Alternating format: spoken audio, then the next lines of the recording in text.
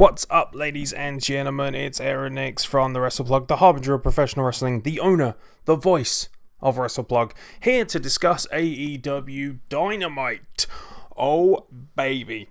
Quite the show to get into this week, starting off with a bang as the murder hawk himself, Lance Archer, dispatches Colt Cabana. Not quite the massacre that I would like, because I'm a big fan of Lance Archer, but I really enjoyed the competitive of this match. I copped a little bit of stick for saying that Marco Stunt should not have had a competitive match with Lance Archer in any sense or format. This one was a little bit more savvy from Colt Cabana, which I appreciated. At the end of the day, Colt Cabana, like he said in the video package beforehand, this is a guy who's had 20 years of experience traveling the world. He's been to Japan, he's been all over the world, and he's also undefeated walking into AEW Dynamite and walking into this contest. And I really, really appreciate this match because it kept Lance Archer in the dominant position, the violent position. Chris Jericho on comms again did a masterful job of selling just how good these guys are, and particularly Lance Archer. I loved it, absolutely loved it, and really appreciated it as well. I just love what they're doing with Lance Archer. They're building him properly. He's got a great manager in Jake. Obviously, Jake's in quarantine right now, so he won't be appearing on the program, but he can still cut these great promos. They can do so many great things with him, and shout out to Jake Roberts as well, being in quarantine. There was that lovely video of DDP taking a visit to go and see him and, dropping off some food and stuff. Just really cool to see in the current climate, and especially with what's going on with so many WWE superstars having issues as well, which we're obviously going to discuss later on. So make sure you subscribe, make sure you like, and make sure you leave a comment and get involved with the YouTube channel, because we're going to be bringing the podcast at Wrestle Plug, of course, across all social media and wherever you get your podcasts. But the State of Wrestling address will later be discussing the issues surrounding WWE, so you don't want to miss that. But yeah, great opener by AEW Dynamite. Not that I'm really surprised, to be honest. AEW just has a habit of killing it with the opener. What I really appreciate as well is the fact that this won't hurt Colt Cabana going forward. I think some guys, they will get in the ring with guys like Lance Archer, they'll get kind of dominated or get the shot kicked out of them, and it'll make them look possibly weaker if they're a much larger guy. For instance, if Jake Hagar got in the ring with Lance Archer who got decked, it would kind of hurt his credibility a little bit. However, someone like Colt Cabana, very good at working from underneath. This is a really good example of how, if you're a babyface wrestler, you should be paying attention to guys like Colt Cabana, because they're the guys who are going to be able to show you how it's done the right way. Colt Cabana was clearly a smaller guy, but he was experienced, he was savvy, he can be comedic, but he's also a very talented wrestler, and he was able to work from an underneath position. He was able to work from a standpoint of, I know I'm smaller, I know for the best part of it I'm going to get the shit kicked out of me, and because of the psychology and the story told by both guys, it came across as a far more legitimate and exciting contest. So much more so than a Marco Stunt versus Lance Archer. I don't have a problem with Marco Stunt wrestling. I'm not like other people on this platform who just think that if you're too short you shouldn't be allowed to wrestle, full stop, but I also think there should be levels to these things. And when I see someone like Marco Stunt taking Lance Archer longer than 10 seconds, that does annoy me, because, yeah, do you know what? Squashes, I think, are important to wrestling. I think that they help set the dominant pattern, and there are plenty of other fights for Marco Stunt to take part in, but when it comes to wrestling someone like Lance Archer, who's being represented as the giant and the most merciless killer you have on the entire roster, there's absolutely no question that he should basically be taking a seat. So I thought he was excellent, to be fair. Really, really cracking little opener, and just really sums up AEW Dynamite's credibility when it comes to wrestling. They always throw a top quality, world-class wrestling match out there first. We've seen other great first matches coming out. We've seen Kenny Omega versus Pac in an Iron Man match. We saw Trent versus Kenny as well. Here again, two phenomenal workers in Lance Archer and Colt Cabana telling a story. This was by far and away the most intriguing and exciting matchup that I've seen from Lance Archer so far, and he moves on to the semi-finals of the TNT Championship Tournament. I've got to be honest though, one thing I didn't enjoy at all was Britt Baker's match with Samantha Golden. This was my first chance seeing Samantha Golden. I didn't see her debut on AEW Dark. Had a good look, didn't really look very confident, looked very nervous actually, almost like she was kind of tiptoeing into the ring. Nothing wrong with that per se, but I just want, this is your debut on national TV. Get out there and show us who you are. Give us a bit more of your character. Don't come out all tepid and tiptoeing around. You've obviously got a lot to show. You've obviously got a lot of ability, otherwise they wouldn't have you on the show. She got squashed, basically, by Britt Baker. I don't mind squashes. I've just said, for instance, I think they have some value. But here, Britt Baker was made to look almost like, this dominant monster. And I just thought, well, that's not really her gimmick. Her gimmick is and as we saw with to be fair, very good promo beforehand, she's really coming into her own character-wise. We saw that, her character is more of a conniving, bitchy, almost runaway, tear-away coward. So to see her all of a sudden in this more maniacal, Isaac Yankem state, like the maniacal dentist, a little bit jarring. I like the storyline from the perspective of, because Hikaru Shida drew blood, Shida was at ringside, but yeah, the match was a nothing. It was a throwaway, and there was just nothing there that really made me think, yeah, cool, great. I didn't enjoy it. Not nearly as much, however, as I enjoyed Sammy Guevara and Sugar Dunkerton. I've seen Sugar Dunkerton many times. Some people might have remembered or, just heard that he was announced from Leeds, England. Not originally, but he's been there. Sugar Dunkerton is an insanely talented guy. He spent a lot of time over here working on the indie scene over here for the Brit Rest scene. Rev Pro, Progress, Tidal, North Wrestling, you name him, he's pretty much worked everywhere. Obviously, Sammy Guevara beat him, but this was a good match. This is how you showcase talents who are fresh in the minds, who are new to the television scene. Sugar Dunkerton has been on AEW Dark, I believe, a couple of times. He's been in the crowd, but I believe this was his first proper match on TNT for AEW Dynamite, and he looked excellent. I mean, I'm not surprised because I've met Sugar a few times at shows. He's a lovely guy. He's insanely charismatic. Speaking of insanely charismatic, by the way, Sammy Guevara, he's gold, absolute gold. Push this guy to the hill. Absolutely fucking incredible. I love this match. Thought it was great fun. Really enjoyed it. Go out of your way to watch this match. This is how you make somebody look good while also still keeping your talents, your stars elevated among the other roster. Great stuff from Sugar Dunkerton as well. Absolutely thrilled for the guy. I know how hard he's worked. I've had the chance to speak to him on regular occasions at shows. He is a lovely human being. A really top quality. He probably doesn't even remember my big fat ass coming over to him at Rev Pro and stuff, but really blessed to get to see him on TV and put in such a good showing. And he sold really well as well, which I really liked. Sammy Guevara, let's not forget as well, there was this amazing vignette beforehand. So the Bubbly Club is now a thing. Ortiz, Santana, Jericho, Guevara and Hagar all on FaceTime, giving each other the business, chatting shit about the faces. Oh my god, how can you boo this? They're so good. I honestly have never been so happy. Just the idea of Hagar as well, giving him shit, telling his kids to cover their ears. That was a golden segment. That reminded me of the Fashion Files from SmackDown, or the Dirt Sheet that Miz and Morrison originally used to do. Those really hilarious weekly cuts.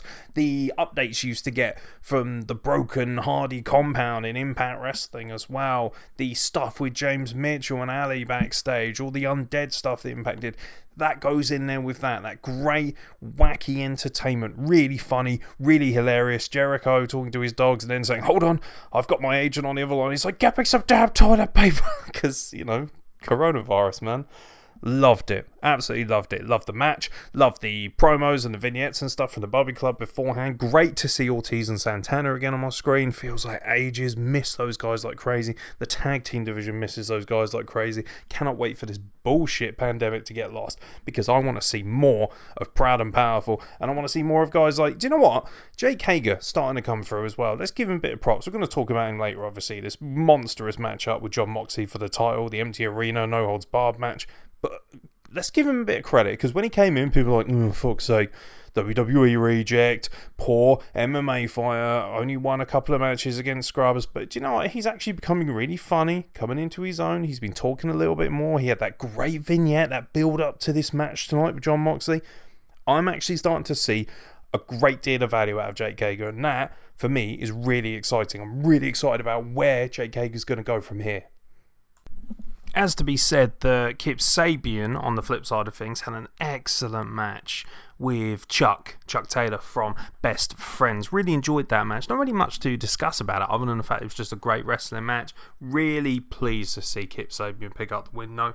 Feel like he's forgotten a little bit, particularly since his opening contest with Sammy Guevara. You forget that, I believe it was at Double or Nothing, those guys had the first ever match under the AEW umbrella, so it was very, very cool. They were on the pre-show, I believe, before the Battle Royal.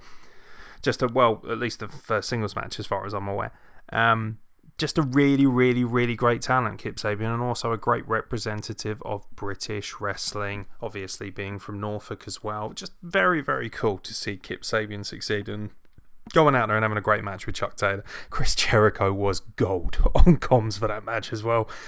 Just hilarious, giving out to Orange Cassidy, freshly squeezed, just rinsing Chuck, saying he doesn't like him, and yeah, just really reveling in the idea of the heels winning. This show was all about big, big, big heel wins and pushing the heels as well. We saw Shawn Spears crush some guy, Jordan or something, I can't remember his name, and truth be told, nobody gives a fuck anyway. I'm sure he'll earn his stripes and he'll be back, but Shawn Spears kicked the shit out of him. He almost got a cheeky roll-up. And Chris Jericho, what I love about him is, at his age, and with the talent he has and the marquee value that he has, he doesn't need to put anyone over, much less scrubs like these guys on commentary. And he works his arse off to get everyone over on commentary, and I thought that was fucking awesome. I really did.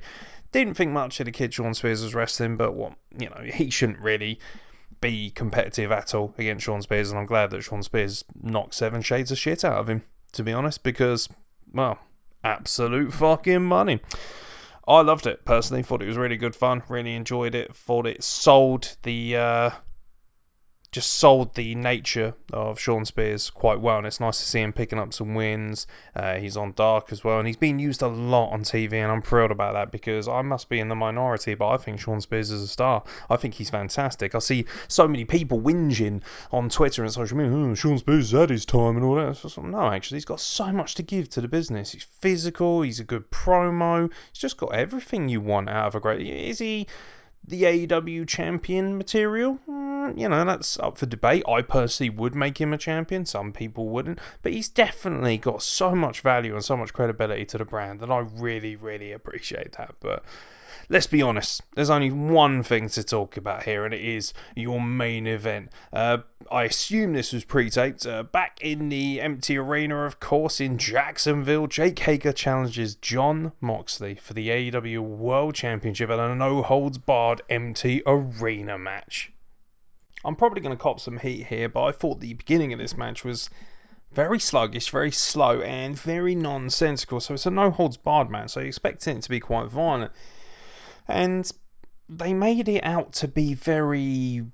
like a couple of MMA fighters just feeling each other out. And I understand that. The idea was that... And JR was, on comms for this, which was nice, which led me to believe it had been pre-taped, obviously. It's pretty obvious. It was pre-taped from what I could tell, but... he tried to sell the story of, these guys are filling each other out, and neither guy wants to make a mistake. But Jon Moxley never has been regarded as a low-based, ground-based grappler up until now. Even his run in WWE has been more of a shock and awe kind of tactic. And I get that he was trying to respect Jake Hagar a bit more, but...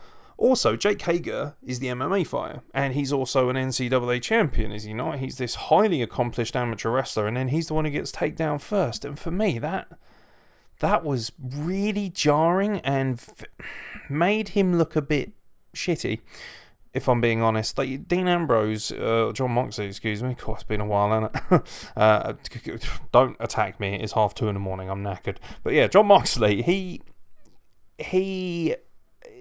should never be taking down a Jake Hagar.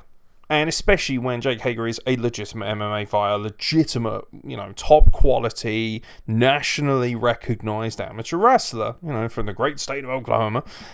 I just thought that the start of the match was really boring, very sluggish. But luckily, being an empty arena match and obviously being no holds barred, kicks into gear. They start to brawl outside, which is always a good thing because, hey, I wanted this to be violent. I wanted this to be physical. I wanted this to be unbelievably aggressive. And to be fair, in those first 5 minutes or so of the exchange, like, I noticed at the broadcast, it was only like 2:30 at that time, like I just mentioned. So, it's one of those things where I think they wanted to really build that crescendo. And of course they did, which is fine. But for me, the opener kind of knocked me out of it for a while. And I felt like it took me a while to get back into things. And truth be told, I'm not really going to lie here, I never really got back into things. Particularly the first half of this match. Like, I wanted to really sit down and dive into this match. Like, it did pick up the pace later on. But, they went to this brawl outside method. And normally in that regard, you'd expect it to be quite good. It does hurt when there isn't an audience there, no question. And, The Rock versus Mankind in the empty arena, this was not, I'm afraid. Jake Hagar, I have really enjoyed him lately. I think he's really coming along as a personality and as a promo. But, oh man, this match was sluggish. It was slow. It was pretty boring. There was a lot of gaps in it as well. I don't know if anyone notices. Like, for instance, there was a really long space. So they went out into the audience. Now, there were a couple of spots which I fucking loved. I loved the figure 4 around the barrier, the steel barrier. I thought that was very cool. But then I've also seen it before from people like Bret Hart and executed better. So, it was cool. But at the same time, it wasn't quite what I would expect. But there was a moment where they were kicking the shit out of each other, so to speak, around the seating area, around the barrier, before we put on the figure 4. And Moxie's kind of just leaning over there, and Hagar, for what seemed like an age, just kind of stood there. Like, breathing, going, this is our sort of match. This is our time, John. And I was like, what are you doing? Like, he just stood there, like, looking really gassed. And I don't want to be that smarky dickhead who shits on things, because I really love AEW, and I didn't think this match was terrible, but I didn't think it was that good either. There were so many points in this where they were really sluggish, really slow. They struggled, I think, not being able to communicate as well, which I wouldn't mind so much, because obviously in an empty arena, what you have to understand is a lot of wrestlers will call spots on the fly, and that's very difficult to do in an empty arena with cameras in your face, because they're going to pick up anything you say, even if you work it out before the match. If anything goes out of your head or flies out of your head, you're stuffed. So they were at a disadvantage from the get-go, but they also, on the flip side, had a massive advantage in the fact that they were pre-taped. So, they could have done essentially what WWE did and paused this match and looked at different bits of it and maybe cut different bits of it, edit it a certain way. And from what I can tell, they didn't do that. And it dragged on. It had way too much time to it. And when I think about it, Kip Sabian and Chuck Taylor had an excellent match, but that could have easily had another 5 minutes. Or you could have actually put another match on here. We could have had a tag team match of some sort. Now, I know that the majority of the tag teams are out. I think Best Friends are really the only available tag team you've got. The coronavirus has made it very difficult, so I'm not going to give out to AEW and give them stick because, they're champions. Where are all your champions and stuff? I mean, what do you want them to do? And I think that's affected the TNT Championship tournament as well, but something about this match just never clicked with me. It just felt like a couple of guys, and a couple of old men almost, brawling. Do you know what this reminded me of? It reminded me of that fight in Family Guy. Who's seen that Family Guy episode? Where Herbert the Pervert has a long and slow fight with the old Nazi from World War II because they're battling over the love and desires of Chris. This hilarious fight where they just kind of slow down. There are points where they just sort of stop and take their meds and then have a nap, and he falls from the curve and ultimately dies. That's what this felt like. It wasn't without entertainment, but it was so comically slow in places that I wondered whether it was ever gonna end. It's not a popular opinion, but I mean, Moxley goes over, and I gotta be honest, if I was rating this match out, do you know what fucks me off, right? I'm seeing people on social media talking about, oh, this match was amazing, it was hard hitting. First of all, it wasn't really that physical considering the two guys involved. And second of all, people have the nerve to shit on Edge versus Orton. Oh, Edge versus Orton went on forever. It was so boring. Meltzer, the fucking bellend, gave that 1 star, which is a fucking joke. That match was 10 times better than this. That match, like, shit all over this. I'm sorry it did. I mean, I'm trying to be nice, but do you know what? It's been a rough day for all of us, and fuck it, we're honest here. That match wasn't very good at all. If Edge vs Orton is 1 star, then Meltzer had better give this 1 star as well. Otherwise, he's off his fucking rocker, and he's clearly got someone from AEW's penis in his pocket, or at least in his mouth. Because, come on. It was so tedious. It was so sluggish. It was so boring. And what annoys me most is the fact that those 2 guys could have easily had a much better match, I think. And you know what? I will give them a bit of sympathy and I will give them a bit of leeway because there was no audience and it was difficult. But come on. I expect better from those guys. I thought that was really poor. And looking back at it, I would have much rather seen some of the extra talents. You know, I'm seeing people like Jimmy Havoc at ringside doing fuck all at AEW Dynamite. I'm seeing so many guys who aren't really getting much of a rub of the green. I would have rather seen Billy Gunn on AEW Dynamite. Come on, man. I mean, he's still got a fair amount to offer, as we saw with his match with Shawn Spears on AEW Dark. But I thought this was really, really poor. One of the worst main events I've seen in AEW Dynamite since it started. And considering that they hyped up the way they did and they gave it a good hype, I think it was really lackluster, really slow, really sluggish. And for people to come out and say that Edge versus Orton wasn't very good, which I thought was a phenomenal match, actually. I loved that because that had the right pacing and it was shot the right way. This was not. This was tedious at best. I'm struggling to think of really any big spots that really lit me. Honestly, the paradigm shift on the steel chair was the one time where I thought, oh, awesome. I'd be happy to watch it back and see if I, garner any more interest in it. But from that watch over, I thought it was pretty tedious, pretty miserable, and a really lackluster end to what was a pretty good show overall. And when you think that on the other side of things, NXT had Timothy Thatcher, man, I would have much rather watched Timothy Thatcher's debut than that dross. So, yeah, it is what it is. But hey, AEW Dynamite, maybe you don't agree. Maybe you thought that match was excellent. And you can interact in the comments below. So if you're checking this video out, let us know what you think of the new format, by the way. We're trying to mix it up, improve our graphics, make things a lot more entertaining for you as we go. We've got loads of content coming. So please subscribe to our YouTube channel. It's free. We're never going to charge you for any nonsense. We're never going to force any merchandise on you. You can get a t-shirt if you want. It's wrestleplug.bigcartel.com, but it's not essential. We just appreciate the views. We appreciate entertaining people, and hopefully this has helped pass some time on your evening's journey. So make sure you like, subscribe, hit the bell icon so you can get notifications for all our videos going forward. But most importantly, try and look after yourselves out there. I know it's difficult for everybody. We're going to continue to cover wrestling, and of course look out for the State of Wrestling address, which will be dropped in a few hours as well, because it's going to be quite a heated discussion. It's going to be quite a heated debate as well, as we discuss WWE and all the releases that have been announced today. From myself, Aaron X, thank you very much for checking us out, and we hope to catch you very soon for more nonsense from the Wrestle Plug.